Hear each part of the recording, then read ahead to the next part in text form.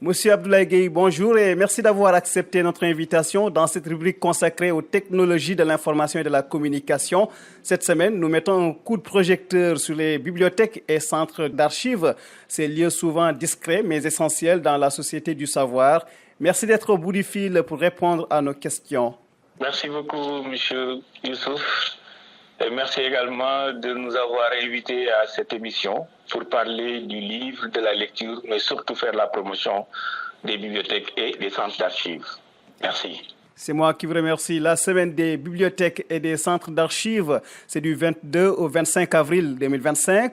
Que représente cette semaine pour vous, bibliothécaires que vous êtes, et quel est l'objectif de cet événement? Merci beaucoup, Youssouf. Nous avons décidé pour la première fois au Sénégal d'organiser une semaine consacrée aux bibliothèques et aux centres d'archives. L'objectif visé, c'est essayer de mettre en valeur le rôle des bibliothèques dans les sociétés de l'enseignement. On a autre objectif, c'est-à-dire de favoriser les échanges entre professionnels. Si je dis les professionnels, ce sont ceux qui tournent autour du livre, tels que les bibliothécaires, les documentalistes, les chercheurs, les enseignants, mais surtout également les étudiants. Nous avons également, durant cette semaine, la possibilité de présenter les innovations du secteur, telles que les nouvelles technologies, les services et également la médiation culturelle. Et entre autres objectifs également, nous souhaiterons offrir des formations concrètes, également des conférences, des ateliers pour renforcer les compétences des étudiants, mais surtout également des enseignants-chercheurs. En grosso modo, Youssouf, c'est ça qu'on a décidé de faire durant cette semaine, qui va se dérouler à Saint-Louis, particulièrement à l'UGB, dans la semaine du 22 au 25 avril 2025. Comment définiriez-vous donc aujourd'hui le rôle d'une bibliothèque universitaire dans un contexte numérique? Le rôle d'une bibliothèque universitaire, elle est primordiale. Vous savez, souvent on considère les bibliothèques comme étant le poumon de l'université, parce que c'est l'accompagnement dans la recherche, c'est également la documentation, mais surtout ce qui nous intéresse plus, c'est les services que la bibliothèque offre. Nous avons dans une université les différentes composantes, telles que les enseignants-chercheurs, nous avons également les étudiants. Mais il y a un autre public qui n'est pas quand même moindre, c'est ce qu'on appelle le personnel administratif, technique et de services. Et les bibliothèques universitaires contribuent à renforcer ces différentes composantes de l'université. La bibliothèque universitaire également, elle ne s'intéresse pas seulement à ce public, il y a également un public autorisé. Par exemple, il y a le cas de l'Université Gaston Berger de Saint-Louis. On a des institutions telles que ISRA, telles que la SAIED, telles que Africa Rice, elles sont nombreuses. Donc on est dans une zone de la vallée du fleuve et il y a des organisations qui sont dans l'agriculture et nous sommes obligés, dans le cadre de nos recherches, d'accompagner ces institutions. Mais également, il y a des organisations sous-régionales comme l'OMVS et là on a le CDA qui est à côté, qui est également un des partenaires. Donc en grosso modo, je peux dire que les bibliothèques universitaires jouent un rôle essentiel dans la vulgarisation, mais surtout dans la production scientifique. Donc, à l'instar des autres universités, les bibliothèques centrales, c'est elles qui gèrent souvent ce qu'on appelle le dépôt institutionnel. Le dépôt institutionnel, c'est une plateforme qui permet de mettre en valeur toute la publication scientifique de l'université, telle que les thèses, les mémoires et les rapports. Nous avons entre autres exemples, au niveau de la région sud, on a l'université Assane Seck de Ziguinchor qui a créé une plateforme dénommée Rivière du Sud. Au niveau de Dakar également, ils ont une plateforme. Et les autres universités telles que l'UGB, nous avons également ce qu'on appelle un dépôt institutionnel. Donc pour le moment, le dépôt est en projet. On a presque finalisé, on attend juste la validation du conseil académique.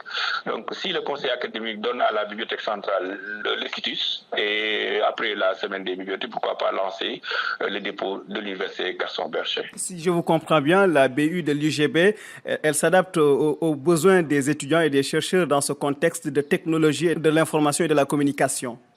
Absolument, Youssouf. Parce que tout simplement, on dit souvent on est obligé d'exister ou de disparaître. Parce que là où nous parlons, on parle plus de TIC, les technologies de l'information et de la communication. Ouais. Et si on parle de TIC, on parle de connexion, on parle d'Internet, on parle d'interconnectivité, on parle de réseau. Et raison pour laquelle l'Internet, c'est défini comme étant un réseau. Et dans ce réseau également, il y a ce qu'on appelle plus particulièrement les réseaux sociaux. avec LinkedIn, WhatsApp, Twitter, Instagram. Donc les étudiants, on a constaté que les étudiants, ils préfèrent plus le numérique que le physique. Raison pour laquelle la fréquentation des bibliothèques, on a constaté que pour certaines bibliothèques quand même, les étudiants ne les fréquentent plus parce que tout simplement, ils ont tout à leur portée. Donc il suffit d'avoir un smartphone, il suffit d'avoir une tablette, il suffit d'avoir un ordinateur, vous avez accès à toute la documentation.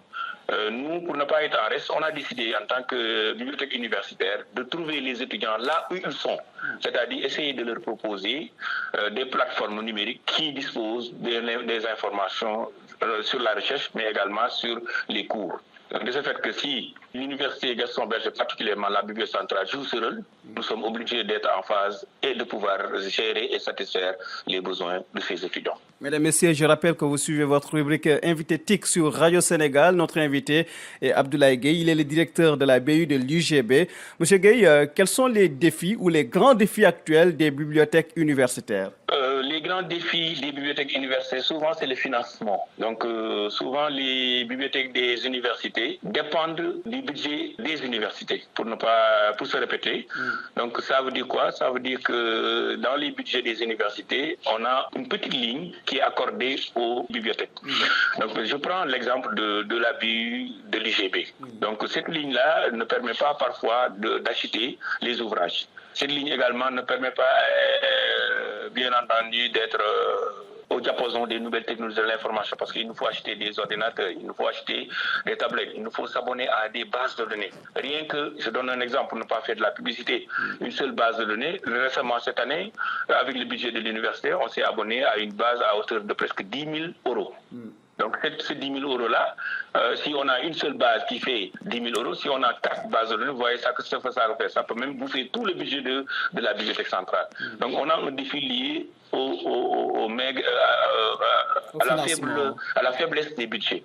Donc, autre défi également, le numérique. Le numérique, il est en train de faire un ravage dans les universités parce que tout simplement, les étudiants, souvent, ils n'utilisent plus le physique, mais comme je l'ai dit tantôt, ils sont plus dans le numérique.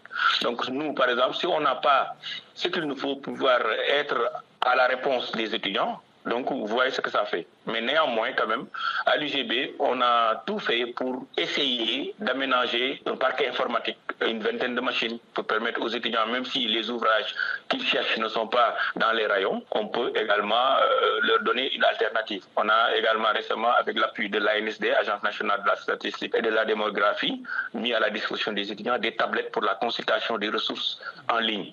Et pour ces défis également, nous nous sommes dit que pourquoi pas essayer de parler le même langage dans le cadre du COBES, le consortium des bibliothèques de l'enseignement supérieur. Pour relever un peu ces défis, on s'est dit une seule bibliothèque universitaire ne peut pas faire le travail. Donc on est obligé de parler le même langage dans le cadre du COBES et faire les mêmes rôles, au lieu que chaque bibliothèque part de son côté et on risque d'être fragilisé. Le dernier défi également qui nous interpelle, et souvent moi je pense que c'est ça le défi majeur, c'est en quelque sorte le renouvellement ou bien les personnels qui sont dans les bibliothèques. Souvent ils sont pas assez ils sont pas assez nombreux pour le dire, parce que tout simplement on a certaines bibliothèques où au lieu d'avoir le ratio, donc c'est pas le cas. Donc à l'IGB, on a une université qui a plus de 18 000 étudiants. Donc si on fait le ratio avec le personnel, ça pose problème.